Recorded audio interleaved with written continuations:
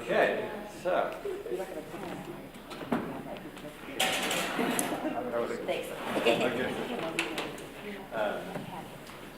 So thanks for coming. Part of what I'm going to do today is give you just a little bit of background. Not planning on talking the whole time, but it'll probably take me 20 minutes to kind of give you some background of like what are we doing, where did we come from, why are we here. Karen's going to videotape it. Just part of that is for the school archives, but also so that when we type the notes and things, I told her during the table work time, we shut off the video camera, and then I'll ask you to kind of work on something, and then report out, and then when we report out, I'll turn the tape back on so that we can capture that, and that'll help us when Leela's at home late at night typing this all up. Why did I break my laptop? Are you supposed to do that? No. I've got one if you want it. I have a So- Chromebook in my class. You do? No, I wouldn't type it now because it's gonna look different. We'll see. And I have some copies of the strategic plan out. I found this great thing on the Shasta County Office of Education put out something that's really specific to charter schools about the local control model. So I got some good information from that. And then Chris and I created this template for the 8 priorities that I'm going to go over that have different questions. So I kind of have a format in mind. Then I have blank paper and pens out to just kind of walk through some discussion groups.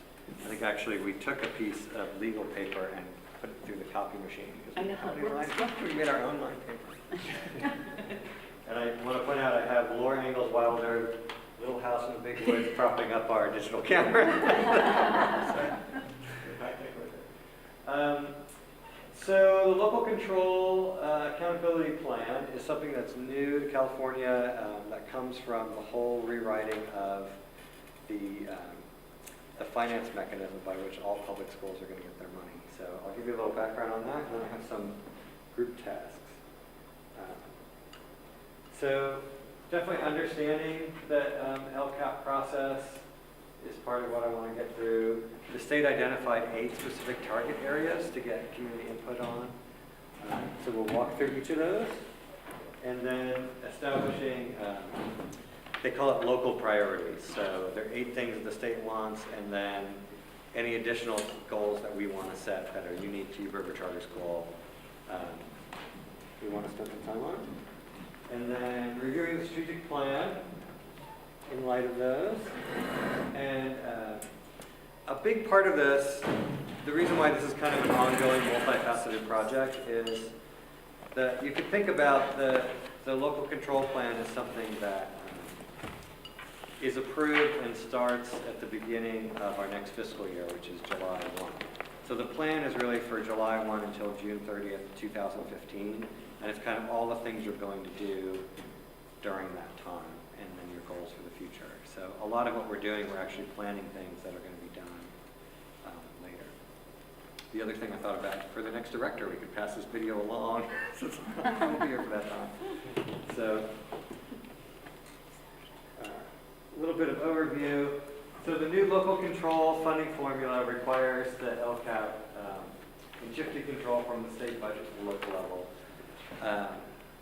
So the state has really changed how public schools are funded, and rather than having all these state formulas, they're just giving chunks of money at the local level, saying, okay, now you have a lot more local freedom with how your money is being spent, but we're going to tie that money to student outcomes and these 8 categories I'm going to explain.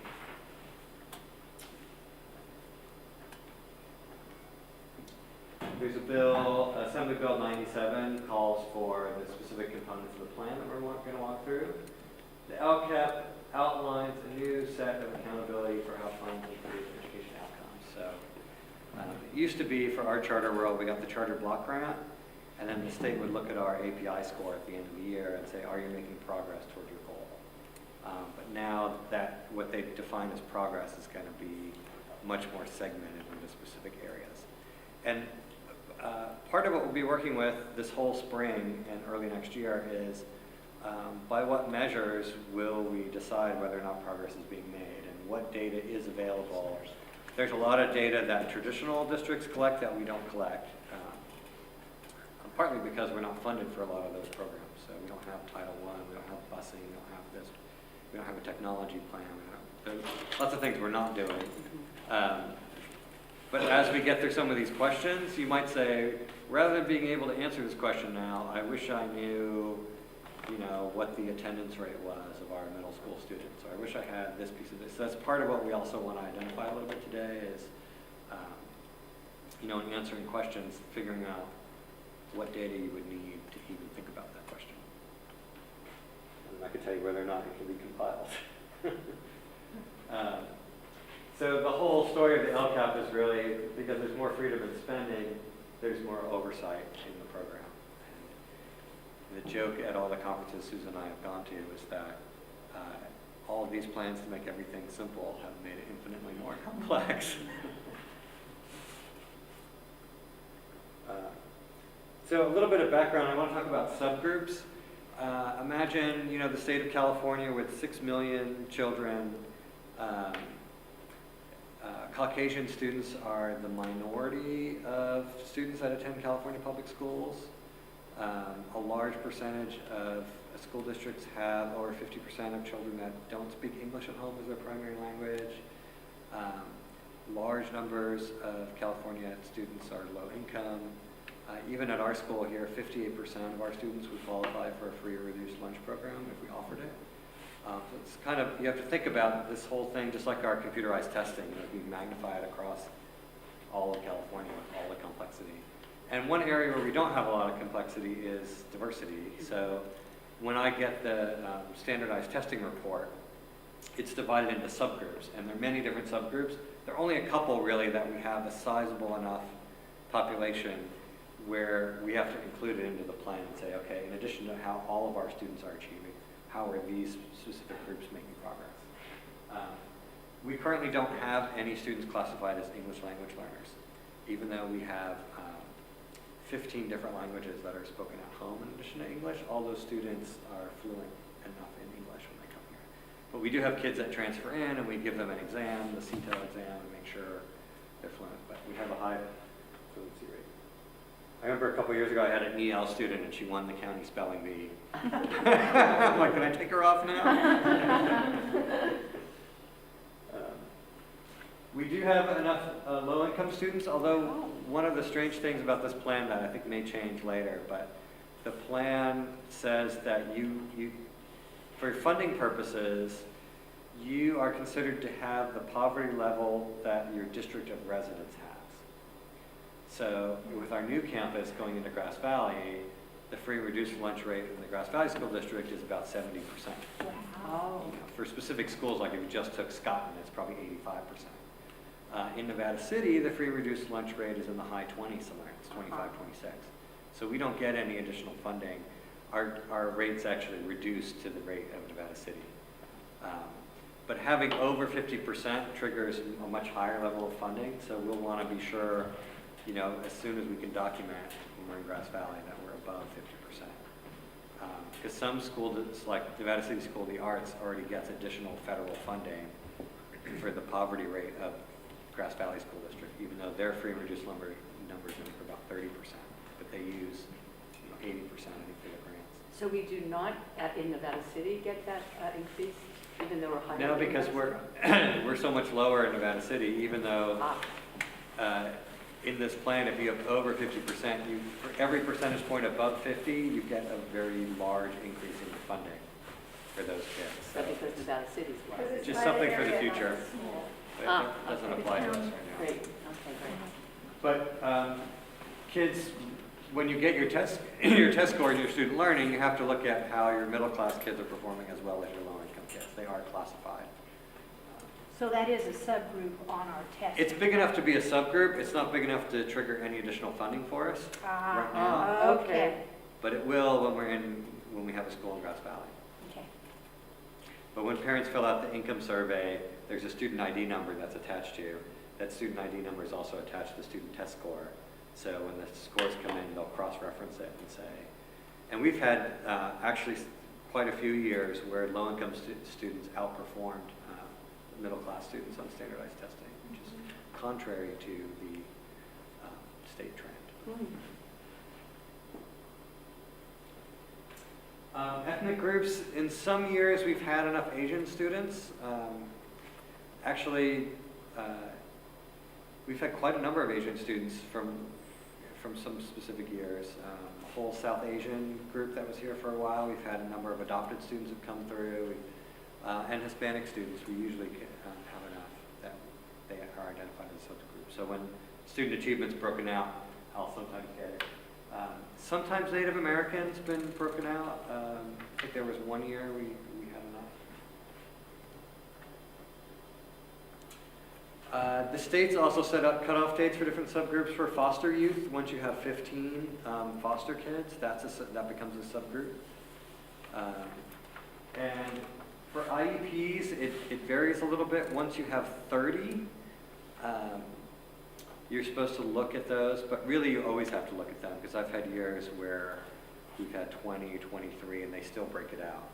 And you never know, your caseload varies so much by year. You could get 4 kids all of a sudden, and you're at 30, whereas you started the year with 25. So you really always have to consider,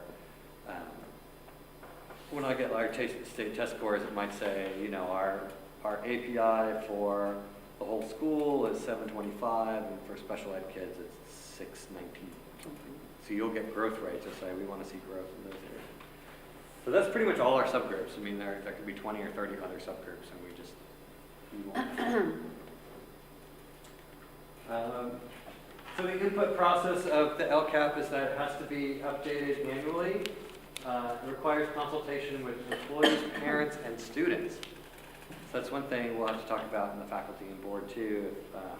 When we have a draft, if we want to sit with the student council, if we want to talk with 7th and 8th graders, how we want the high school, that's a little bit easier to imagine, but we'll have to talk about how do we get input from students. We have to tell them there's nothing about the dress code in here. So. And then charter schools are exempt from soliciting public comment and having public hearings.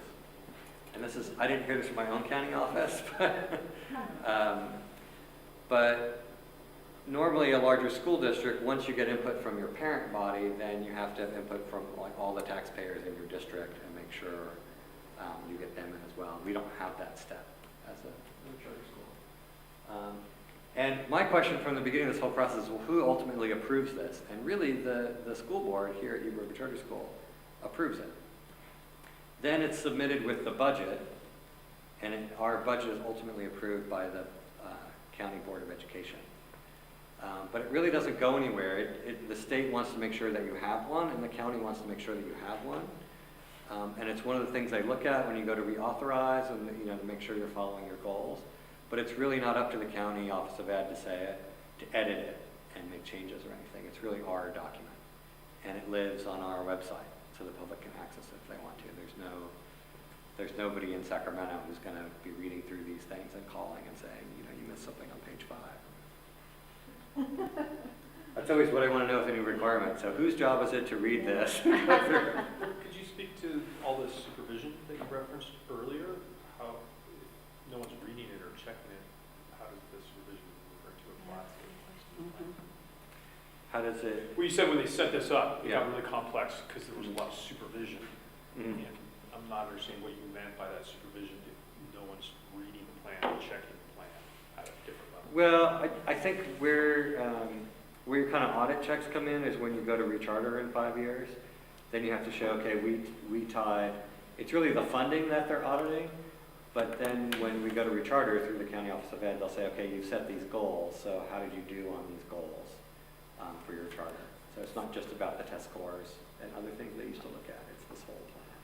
That's the county doing that. And one of the things I read is it's not the only thing to look at, it's among other things. But it's supposed to be the accountability piece to your own employees, students, and parents, that they're also supposed to look at it and say, hey, as an organization, you said these were your goals. So when the board approves the budget, and the representatives from faculty and parents on the board that approves the budget, they're supposed to be the ongoing accountability. Just like a school district would with a school site, but we're kind of acting as the district and the site. So if I understand, you were referring earlier to systems of supervision that we are to follow with our own plan. Yeah. Not checking into some other thing. Yeah, I mean, that may change down the road. The state may say, oh, we gave everybody too much freedom, and now we have to hire people to You know, like now you get money for English language learners, and there are a group of people who work at the Department of Ed in Sacramento who track the English language learner money and make sure it's being spent. So they're trying to loosen all that up and say, no, you track it at the local level. You at Yuba Charter School, make sure you're spending your money on your English language learners.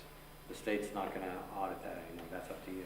Wasn't the original bill intended to save money by having less Right. staff? Yeah, and that money would come here instead, so our funding would increase, and so does the mandate to do all those things. But the accountability is more local. And I'm also hearing on the horizon that these groups that represent English language learners and foster kids are already, advocacy groups are wanting to make sure that their folks are getting, through these LCAPs, getting what they need. Yeah. Is that true?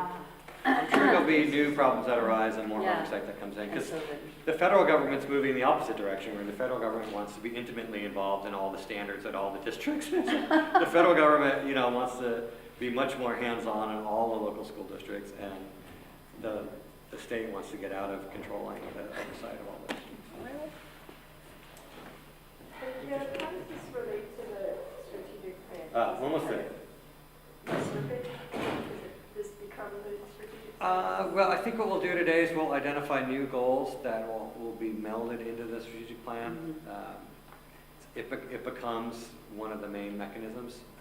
I was talking to Susan today about this is much more based on these 8 areas, whereas the strategic plan has lots of other organizational things like you know, fundraising goals, building goals, things like that aren't as tied to student performance. This is much more student performance based. So my plan for this afternoon is to spend a little time on each of these categories. So I'll walk you through them and give you like just a quick definition, and then we'll set some goals. Basic services, standards, parent involvement, student outcomes, student engagement, school climate, course access, other student outcomes, anything locally that we're doing. So here's the first one. So I wanted to put us in groups, and we could just do 2 groups. Most of them are here mostly. I noticed that the camera can't really capture everyone who's here, so I did want to thank Governor Brown and Senator Feinstein being part of the proceedings. We just have this fishbowl group that's representative of the masses of people. I love that whenever you see the House of Representatives, you know, and they see the guy giving the fiery speech, and then they turn the camera, there's nobody there. All the seats are empty. Everyone with me agrees. So if we do 2 groups, that's good. So we've got faculty here and staff and parents. So I want to be in different groups and then take maybe 10 minutes to answer a couple questions on each of these areas. Kim, could I ask you about the agenda and timeline for this meeting? Because I didn't see the agenda. I'm not, that'd be 80 minutes there, right? 10 minutes for each topic. I'm not sure how long this meeting is going. Well, I booked it till 3 o'clock. We'll be done by 3. We could take a break if we need it. I planned more content than we can get through, so we'll just see how far we get. You know, by 2:40 or something to check in. So we'll be ready when the kids get out of school. Does that answer your question? Yes, thanks. Okay, so one of the things that we've talked the most about in the community is the implementation of the Common Core. So that's probably the first one to work on because it's the juiciest. The definition, as you know, is just the new academic content standards. And again, like I was talking about, that tension between the federal and local governments. The federal government's got these new national standards they want to see in all the states. So for all of these areas, there are 4 questions we want to ask, have you discuss at your table. First one is, what data, so looking at the new content standards, what data should the school use to measure the accuracy of implementation?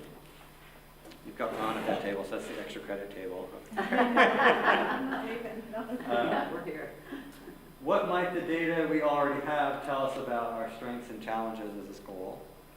I'm planning to float a little bit, maybe, and prime the pump with some of these. Where would we like to be in 3 years of implementation of Common Core? What actions or strategies are needed to reach our goals?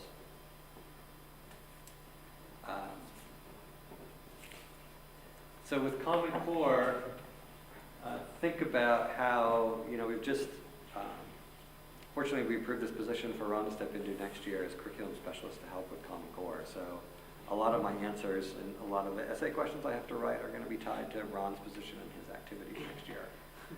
So think about that full-time faculty position that's going to be working on. And I have lots of paper and pens. Maybe we take the first question to say, what data should the school be using to measure how we're doing on implementing new standards? So can I bring us all back together and I'll just maybe Yeah, give... but we haven't done too much. Yeah, we done. Okay. Well, I'll bring the C- students back in too. No, we had good discussion. It's all good discussion. So maybe we can, we'll spend a little bit longer on this one because it's kind of our first one. It's a little bit juicy and we can see what everybody came up with and then we'll go through the next. So first one, what data should the school use to measure accuracy and implementation of the Common Core? What's one thing that this table came up with? I think, Arvita has a list. yeah. Okay. Just give me one. Okay, besides the test, main lesson books are evidence of ongoing assessments with the children. Yep. And benchmark created by the Yeah. The benchmark assessments there. And narrative. Arriving, yeah. Narrative from the anecdotal narrative. And what's one thing that you wrote down? We have a few. Change the evaluation form to include new curriculum, assess the students. So I was just going to get one. So one thing we talked about was that the evaluation form would have a list of, accomplished projects or things that incorporated the standards that we could kind of check off. Evaluation form, you mean end of the year report?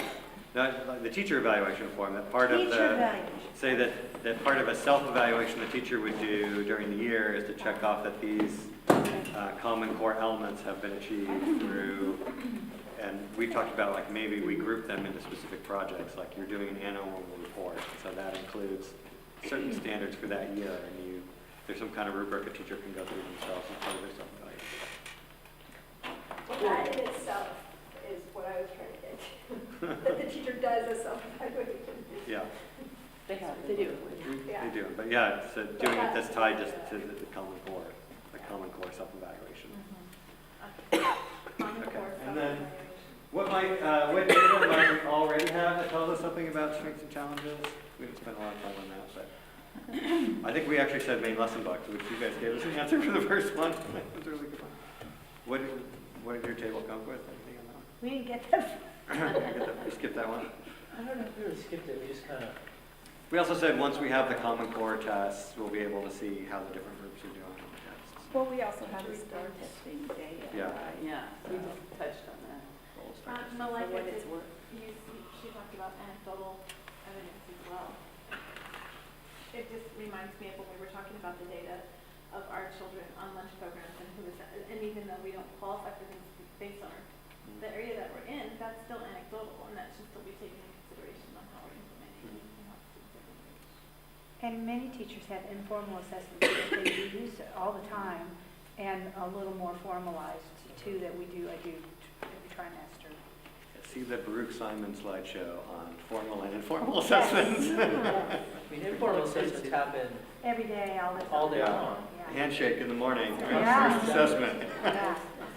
And therefore, we added to ours that we have the teacher competencies, right? Because that's how you guys communicate to us some of those assessments, you know. Any goals? So where we'd like to be in 3 years? And I think the report, you could put year 1, year 2, year 3. So I just put 3 years, but some of them are gradual.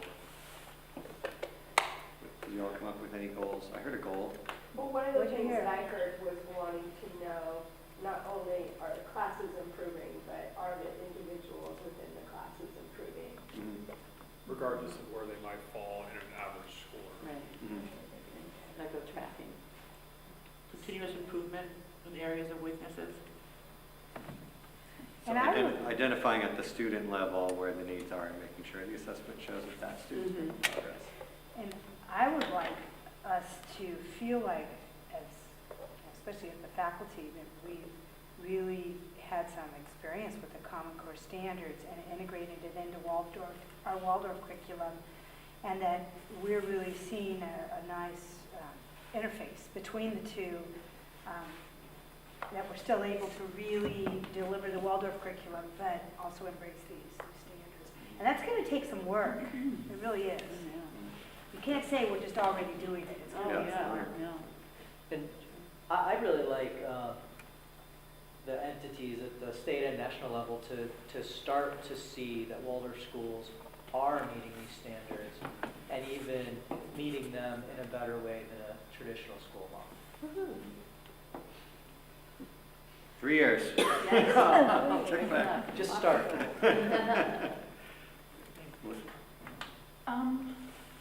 My question was, what are the difference in these state standards that we already have our curriculum aligned to versus what these Common Core standards that we're now being given are?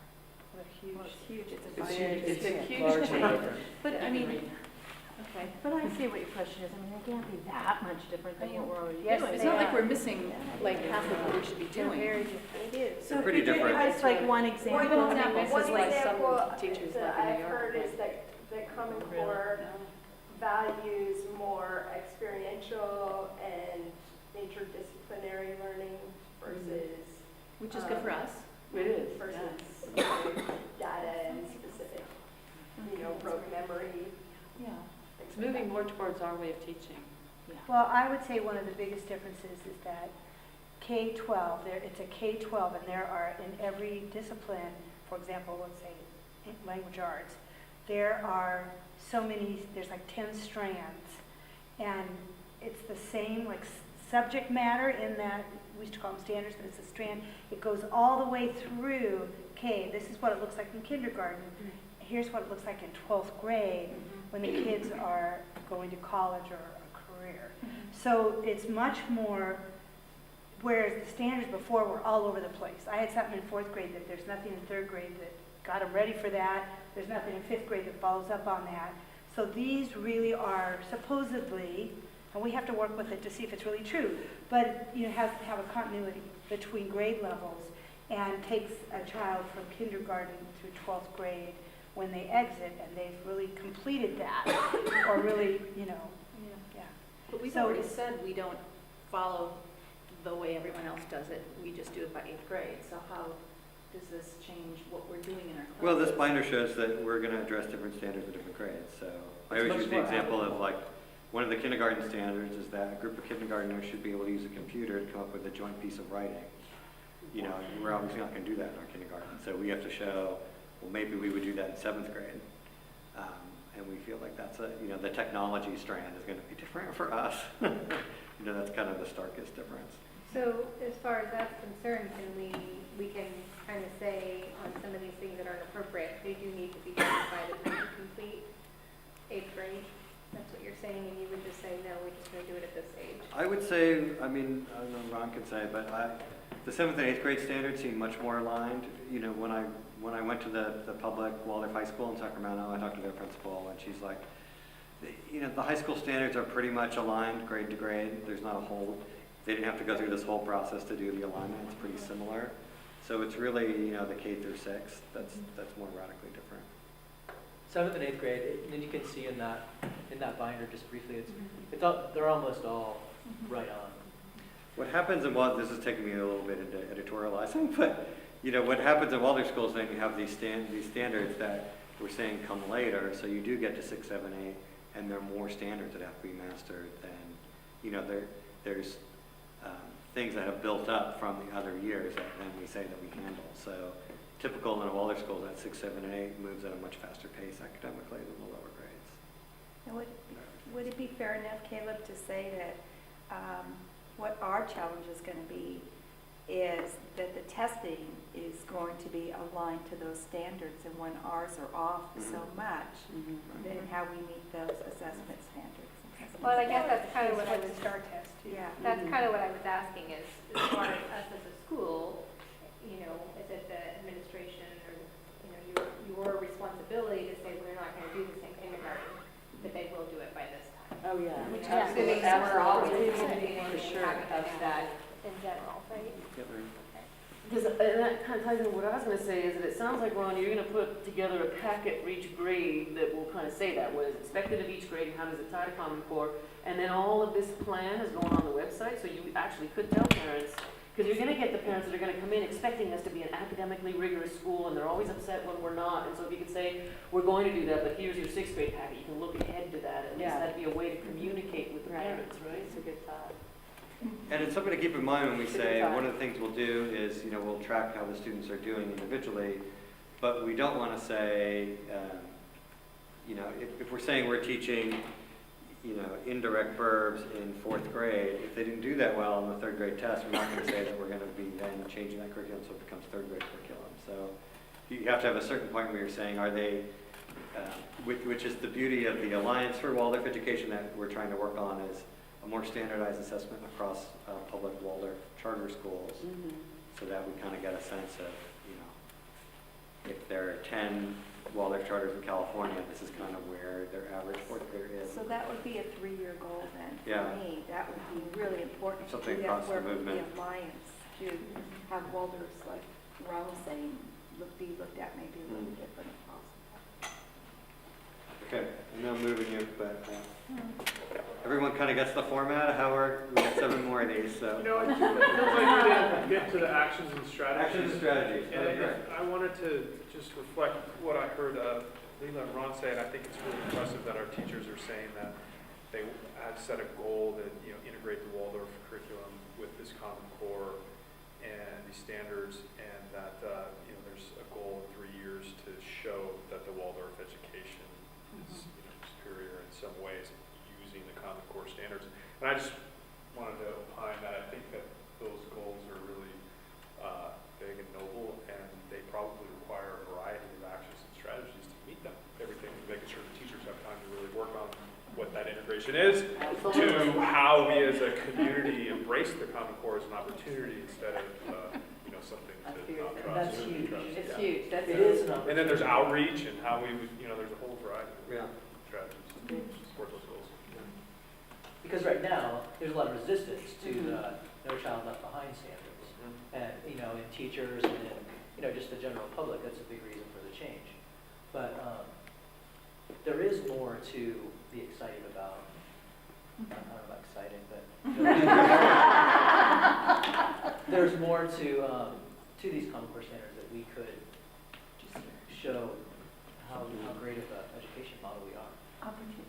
Yeah. The next one's easy.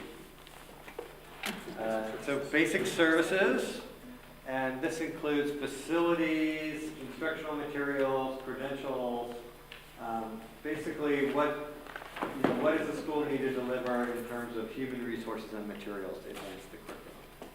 Curious if lunch is gonna show up later, or is that considered a basic service? What is At it? lunch? Lunch? For you or for the kids? For the kids. I'll just say like. They said to our kids that deserve to have a free lunch and they don't get it. Yeah. When do we get to give our kids that need free lunch, and how are we gonna get there? Yeah. Is that a basic service, I or think is we could put it that? here. I can't remember where else it would fit, so I think we can put it here. They, we have a lot Yeah, of. since facilities here, that would be. Yeah, No. anything that deals with facility. So same question of what data should the school use to measure accuracy and implementation for improved materials, credentials, facility? What are our goals in those areas? What do we think our challenges are, and any strategies we have? Let's take a couple minutes and work through all this. The facility person and the specialist over there. Yeah, wait a minute. Well, I'm thinking of instructional materials, I'm just looking at that. It is a nice calendar. Great. So basic services, facility, materials, human resources. The data the school should use to measure accuracy in implementing new changes. Did you all come up with anything? Yes, we talked about the curriculum specialist position that we have in place for next year. Please do, And know that person, Ron, for next year will be working closely with teachers to identify the holes that we have in instructional materials and human resources, whatever, but he'll really be working closely in the classroom and seeing what we need to meet these Common Core standards and for our schools and our performance, I mean, our students to perform well and really be learning. But we do need some different materials, particularly, I brought up informational text. We really need that in our school. And Ron can really help you put that in a nice sequence, some kind of order. Yeah. You mean like nonfiction? Nonfiction, because it's huge. Geography of California. Yeah, the Yeah. standards, in answer to Melissa's question before, the type of reading. Yeah. I It's forget, very I heard different. the percentage and how the percentage kind of flips, so it's, And so we need we need materials for students so that they can practice in those areas. what did you say for human resources? And we talked about the kitchen too, having a kitchen. Yeah, human resources was support for extra staff, part-time special teachers. How do we treat them? And how do we keep them here? So, yeah, well, I'm still on what data should we use, or where are we on? Yeah, so data we should use to measure accuracy, what might the data, we spent a lot of time talking about 3-year goals. Right, free lunch. In terms of human resources, what the idea there was to also spend energy looking at the specialty teacher and other helpful people around, you know, the special ed, you know, the PE teachers, all those kind of teachers. And do we want to keep having, you know, dozens of them working for an hour or two a day? Do we want to kind of consolidate that into one trained person? Are they paid accurately? Do they get proper raises? You know, how are they treated? And that's a big board project. That's not just, you know, some, Yeah. say here how to do it. So that's Yeah, we almost talked an action and about strategy. We talked about that about too. We talked about tutors, that too. Yeah. Study hall. Hiring, actually, the school hiring part-time after-school tutors rather than being referred to a private tutor where a parent might not have the out-of-pocket expenses and have a regular program. This is normal. And then in 3 years, the school has goals of maybe having, if there's money there, for another position for possibly games or whatever, you know. And the question in the plan is going to be how that expenditure then is tied to outcomes in student learning. Right. So, and that's kind of where the rubber meets the road with the Waldorf education, because we may Right. say we want a full-time trained games teacher to work in movement through all the grades. There's no real movement Common Core standard, and so if we show a deficiency in some area, are we saying, you know, at the end here we're going to set some local goals. So we're saying, well, locally we have our own goals that we want to Oh, okay. Yeah, because we know Great. it makes a difference. Yeah. Okay. Do Right. academically. Yeah. Okay. The state doesn't. Yes, this is very true. Anything else on basic services people want to say before we move on? We all want a real cafeteria. Nice cafeteria, free and reduced lunches, Make sure special teachers have room to teach. Have a- more classrooms. Well, That's and fine. just making sure that you're really looking at the schedule. You know, if somebody ends up reserving something, that somehow there needs to be a good fluent communication between them. So the next area is parental involvement, parent input into decision making, especially decisions that improve student learning. So when I looked into this a little bit, because it's such a broad term, the LCAP's really interested in specifically decisions that are made, not just parent input into, you know, who's going to dance the Mayfair? Is it going to be 5th grade or 6th grade? Who's going to play the violin for the interlude? And, you know, not just festivals and fundraising, all the parent input, class field trips, but they want specifically into the decision-making process at the school. How is parent involvement engaged? Mhm. And if you can imagine that most of the districts that are writing these plans are traditional school districts where there's very little parent involvement at all. So they're having to develop models in which parents can engage. And we're kind of the other extreme where our boards has parents on it, so, and they vote on things. So we just have to kind of think of how this question fits our governance model. The parent input in decision making, especially decisions that improve student learning. What data should the school use to measure the accuracy of improving parent involvement? What might the data we already say tell us about our strengths and challenges in working with parent involvement in decision making? Where would we like parent involvement in decision making to be in the next 3 years? What actions or strategies do we need to reach increased parent involvement in decision making? So parent engagement. Wait, put it back one, can you go back one? Yeah, it's just, wait a minute. And it'll change. Yeah. Parent involvement, input in decision making. So some of the data the school could use to measure the accuracy of implementation. Y'all talk about any data? I think our policies that are in place and how our board's made up and all the data that's there about how we're governed and how we work and how much collaboration there is. I think we are so far ahead on this piece, and while there still are things we need to work on, and that's mostly what we talked about, because I think we have so much in place already about data and our strategies and what we do. So ours is more about goals that we talked about at the end of 3 years. So with that being said, we Communication. say communicate it back to the parents. Yes, Right. that was what we That's talked what about, that's came what with we the talked about. communication. And not just And communication, but strengthening parent buy-in, council. but also And visioning, engagement. work and engagement, right. Yeah. You know, because we're going, no, we do that, but how They don't do know. people Yeah. know that you do that? And I Follow think- through. And I think it's important, especially for our parents here, especially because they're also from 6th grade, is that that process, that whole concern process, you lovely 6th grade parents who I love so much. I do, because I learned a lot. Like from the you know. kindergarten. I learned a lot, and I have to tell you, and I bless Carrie for going through this process. But we have come out on the other end of that with this rubric, and we worked with George, we worked with the, what are they calling themselves now? It used to be Shine, and we're working with all the various entities that do this to have a process that's going to be clear and hopefully better. So on the flip side of that, Love we to see said, that. as far as our goals Yeah. in 3 years, it would be nice to have that whole process happen and then have a follow-up survey of the parent. Yeah. And I know that we talked about that. Yeah. So the data is the survey and volunteer hours and the parent council that it happens. That the requisitions are filled and then, yeah, like Carrie said, we talked a bit about reviewing a decision that was made at the school and going back and surveying parents about did they feel like they were involved, did they know it was happening? Well, and even like with Mr. Charles, you know, he's going to be the Right. curriculum specialist.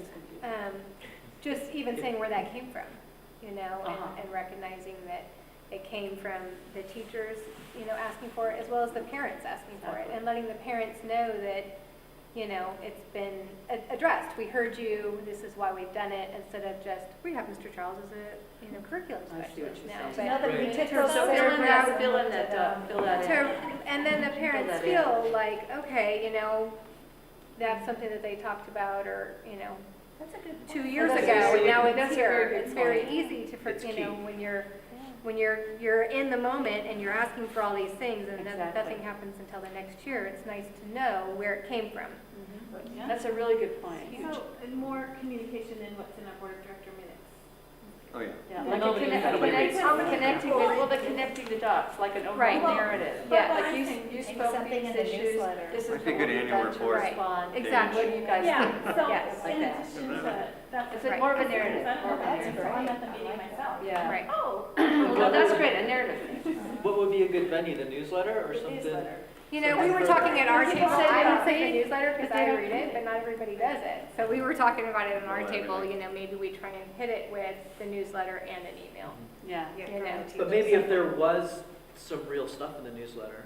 as Right. It's been People growing, would it's read more it. than lunch orders now. Yeah. You know, but Right. maybe- Well, it's just about framing, right? Because It there was is. a whole announcement in the newsletter about the position and about you, and if this was framed as, we've heard you and now Right. we've created this based on parent input, Versus Right. you know, that would be different. So it's more of a narrative process, really, explaining.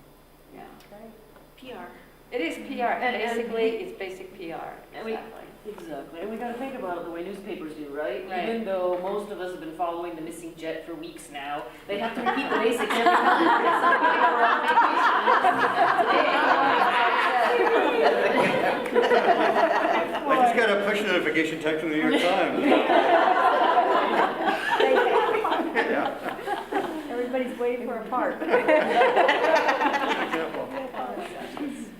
And trouble at the Port Authority in New York. How about Right, that? right. So you would include that information in your director's report, in Report. the newsletter, Right. very direct and More of a open, and narrative. understand how she frames it.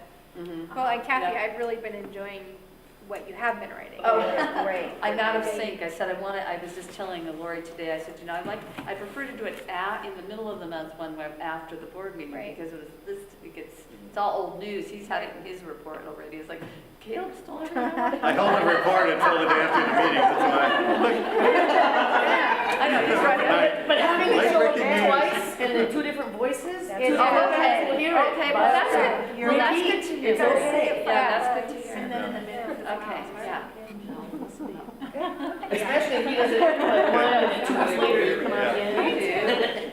So, do you think we could do one more and then maybe take a little break and come back to the next three? Okay. People, if we don't run out of steam. Oh, someone else is talking. Maybe a robot next time. So I have, the next two are student achievement and pupil engagement, which are slightly different. Student achievement is improving standardized testing, percentage of students at grade level. So I put it in quotes because what we consider to be percentage of students at grade level is not necessarily like Common Core grade level, but our own understanding of that.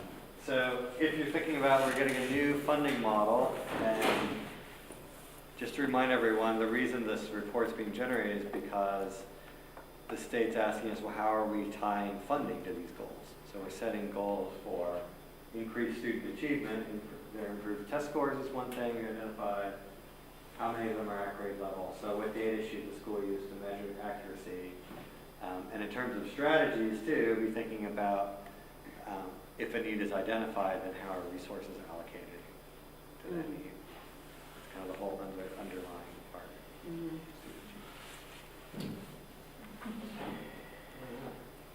And a lot of these overlap, I should say too, because you might come up with similar things, and that's okay. Even when you write the report, I may take it and have 5 categories that encompasses all these things. It doesn't have to, as long as I cover all this information, they don't have to be distinct categories. You can have the same strategy for pupil engagement, student achievement, and don't worry about saying the same thing twice. Ron Chavez. I have a little sticker of Ron. I'm just gonna Hire Ron Charles. I know he's thinking, why did I?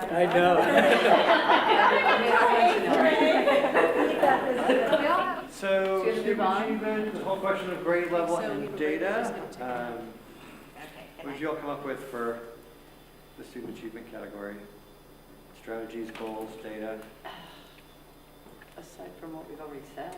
We had a great conversation. What did we say? I know, it's the first time you've been silent the whole time. Science what we're report. talking about. Really guilty was, for one, is Leela stated, is that you said it was the antithesis to good teaching.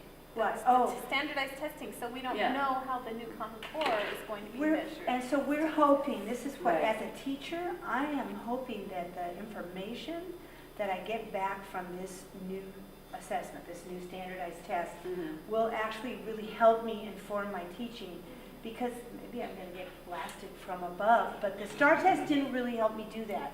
I know. It just didn't Right. give me Right. good data, and it gave it to me like, The truth. already I was teaching a whole other grade the level. truth. So if it was giving me good information where it was matched with what I'm teaching, and I could say, okay, I need to help this child do that. I could help this child do, Right. do this, and I could do a better job here. In my teaching, I need to put more emphasis here. I would love it if that's the kind of information I got from this test. Yeah. That's a good test. And it's up in the air whether or not it's going to be that kind of information or not that we get back. Wouldn't that be great? I think I scared all English parents when I read some 4th grade questions in the parent meeting. I'm like, whoa. Well, I think nationwide, people are waiting to see what is this test Yeah. going to be like. So that's a tough question to actually go answer without the experience, I guess. I don't know. So what about the whole question of grade level? It's going to be a little tricky in a Waldorf school. It really is, because I think, and Ron feels pretty confident that there's a good match in 7th and 8th grade. But I don't feel that confident in lower grades. And those benchmarks were a It's very big different. part of our Yeah. conversation, where That's it's right. really going to be Benchmarks. key to create some consistency across the grades. Mhm. And with teachers, not that we need to be carbon copies of each other, but just that there are, we could go in there and say, there's some holes here, how could we address these? Here's some ideas. And then, there's also a little bit of checks and balances with our looping system, where, when that 6th grade teacher Right. takes over a class, and those benchmarks were implemented, then they're ready.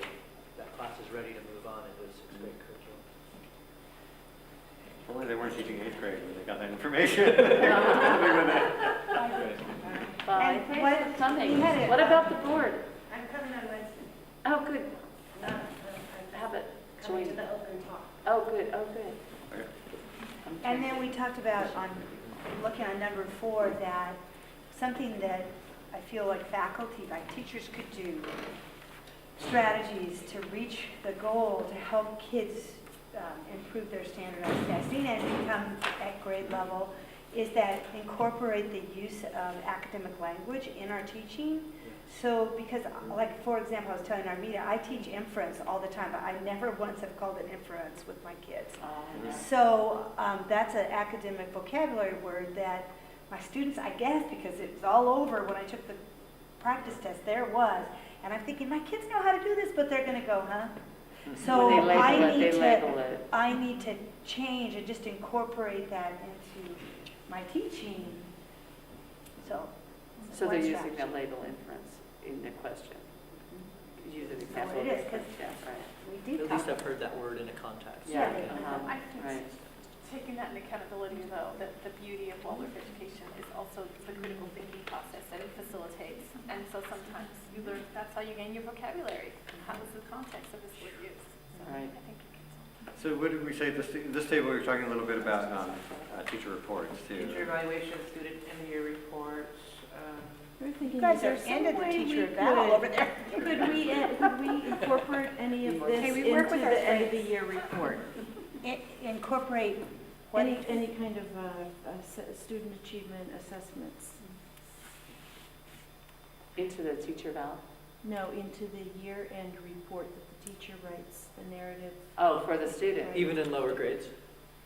I don't know. because they do it in upper grades. In upper grades, I'd we have do to that. look at what they look like already and sort of, When do you get the assessments back? Well, we're supposed to have a fast turnaround compared Oh. to STAR test, like before the end of the year. So Well, that would be conceivably, better. that could happen. So, do we have it as a requirement anywhere that teachers do the practice test that kids are about to do, like We've earlier in been the doing year? it. So We have that, one. We've been doing it. that sounds like a tool to achieve this, Yeah. because then you figured out, oh, I better use And the then word what- inference, so that. all the students are going into practice before they take the test with Mr. Buckley. He's our computer lab teacher. You got nominated? That's how much There really isn't anyone. Such a- Where's the budget? Where's my computer teacher? People think I'm Really? That'll be Mr. like Computer Lab. anyone I know, I'm the most busy at computer. Okay, yeah, she was in the hall a second ago, you might still can share. No, when I stepped out a second ago, I said. I saw her slide out the side door. You just sit out laughing. Okay, I'm really quickly going to introduce the next one, and then we You are can't even turn on your fan. 2:15, and we're at school pupil engagement. The next one after that's going to be school climate. So pupil engagement is attendance, retention, and graduation. Oh, okay. And we have to localize it, because think about, if you look at LA Unified has a dropout rate of 50%. So, they have kind of a different question about what do you do about retention. For us, when our kids leave, they're just graduating from somewhere else. Dropping out. So think about, retaining students who leave for other settings, getting students to school more often. We have our overall attendance rate is about 94% school-wide, but we have families that miss, 20, 30 school days a year. So we have kids who are, kind of classic truants. And then graduation rates is really more about like keeping kids here till the end, rather than whether or not they graduate. And retention, is that holding kids back a grade, or is that just No, keeping them retention's in more here? Okay. that the kids stay at Yuba River Okay. through the grades. Like, you How know, do when, we avoid sixth grade mass exodus to Yes, NC that's exactly what I was thinking. like when Ron went to Oakland, they said, well, we know that, you know, next year second grade will only have 5 kids in it that were here in first grade. So we have to plan for, you know, they'll be at some other school. So the idea that you're like keeping that first grade together till graduation, and then also that the kids come more often and are engaged.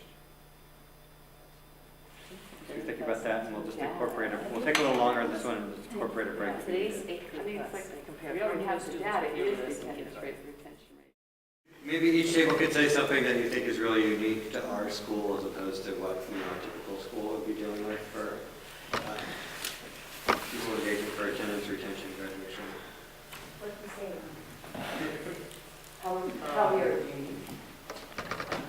Yeah, our issues seem to be more, I mean, in the middle school anyway, kids leaving our school to experience more choice. To experience a lot of things that we see as not quite appropriate developmentally. And that's kind of what happens in 6th and 7th grade. That's one reason. The other reason is their small social network that exists here. But we came down and said parent education is really the best way to meet both of those issues. Parent education well ahead of the time it's going to happen, and then Yeah. follow up. Fifth grade, not so sixth grade hits you like a huge But surprise. following up in 6th grade, right, Yeah, in the right, midst of following when up. it is hitting you big time, Exactly. then you say, well, remember when we had that meeting in 5th grade and we said this Right. was going to happen? Because you tend to forget, and you're like, oh no, my kid's doing this and this and this. And you're like, well, yes, this is what they do at this age, or whatever. But then the difficult part of parent education is getting parents to attend the education events. Right.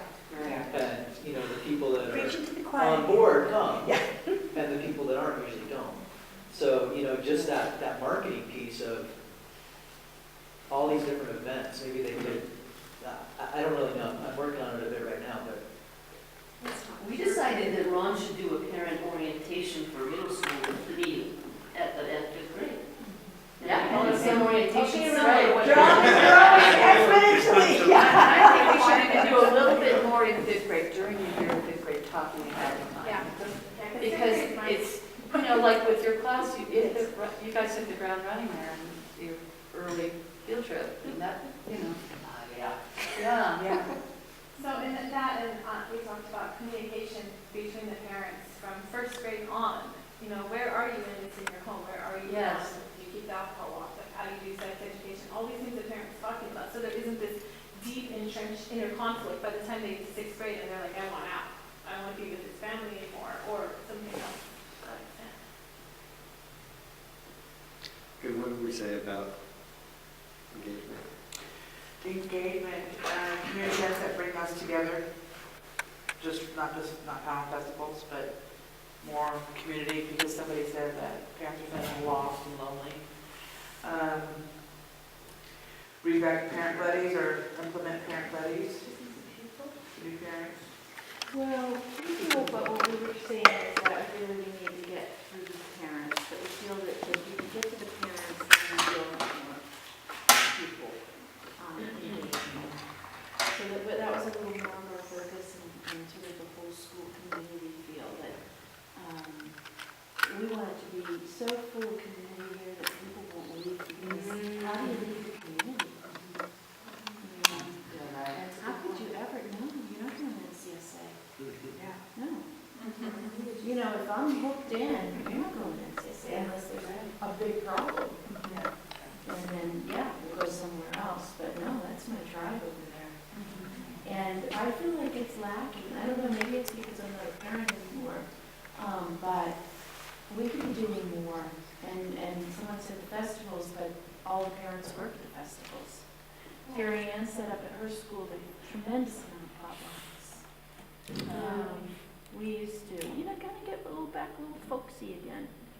Yeah, I mean, I know for my parents, the people that are their friends are the people who are in my brother's class.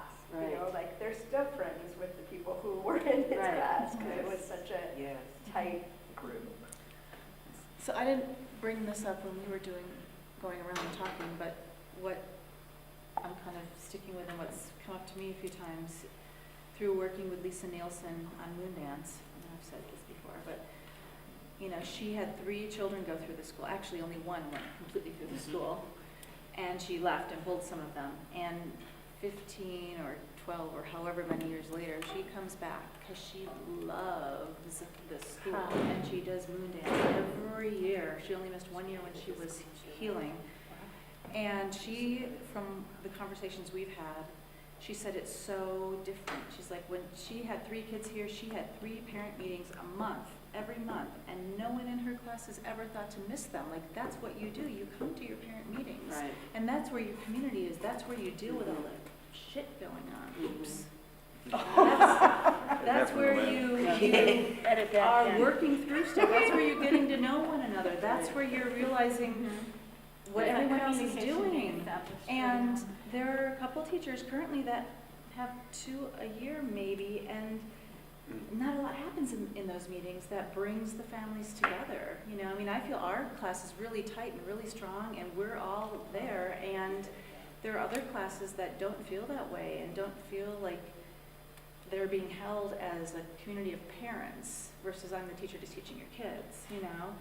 And so Lisa wants to come back and get involved and really, that's why I was saying we should talk, really go, you know, let's inspire families to understand what the school can be and what you can get out of it, and not feel like you've got a ball and chain so you have to come to the meetings and drag yourself in, but that you want to be there because this is for your kids, and this is such a great and different opportunity than you're going to get anywhere else. And you know, she's just helped me so much, just breathe a little bit, like, okay, you know, it's not always pushing, doesn't have to be pushing the boulder up the mountain.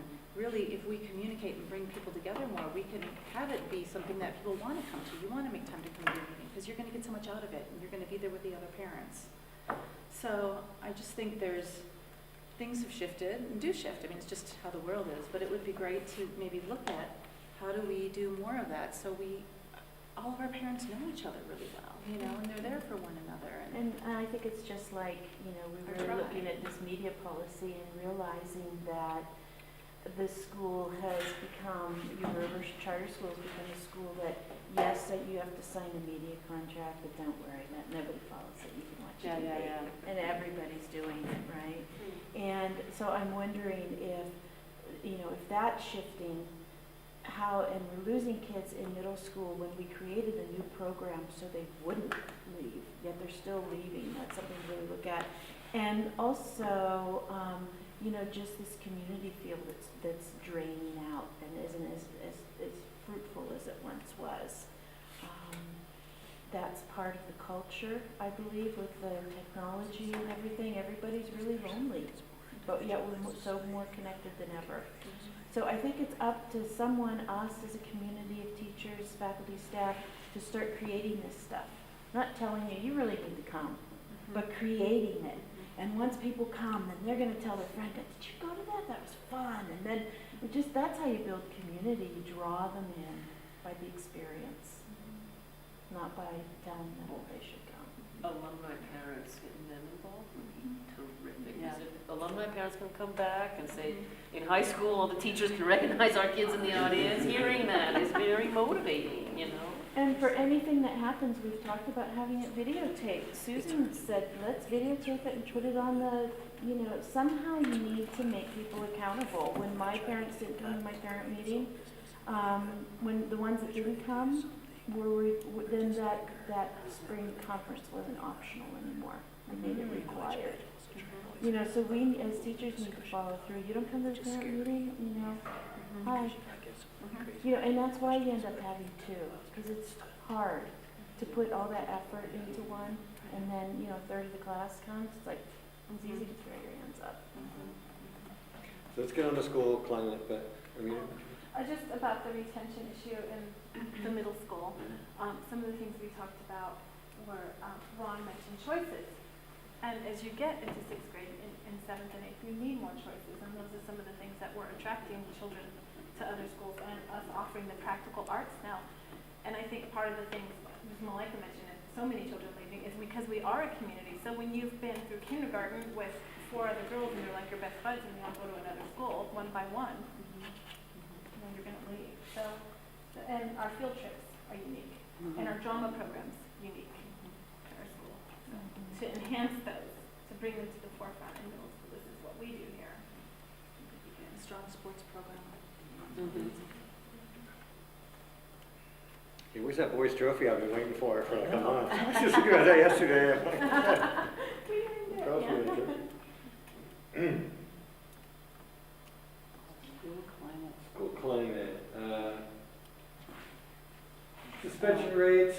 So school climate is kind of a catchphrase in public education, and so I just pulled out a couple things that we might be able to identify with.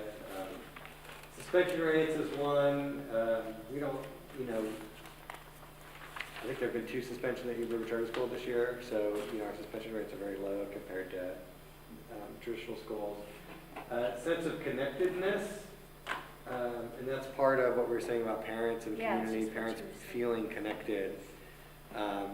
This is looking at the student experience in this category though. So in terms of school climate, if you think of those surveys we've done, like the Healthy Family surveys that go out, it's about student safety, students' sense of self, students' sense of well-being at their school. So it's those things that free the student up then to learn because they have a sense of well-being at the school. So connectedness, safety. Suspension rates would be one way to measure it, but not so much for us. A couple things about, there's another whole category about course access, which is how students with individual needs can be met, both special ed and gifted, so making sure that curriculum's really reaching everybody at both ends of the spectrum. So it's access in terms of how are the kids getting information, so and some of that we've touched in these other areas. So there'll be the same questions on those. And other people outcomes, goals within arts and academic courses for student success. So, this is really a math and language arts assessment, but what are the other people outcomes that we want to see and how do we support student access to them? Well, that one we should have covered. With strategies. And then there's, additional local priorities, things that are unique to your charter school. So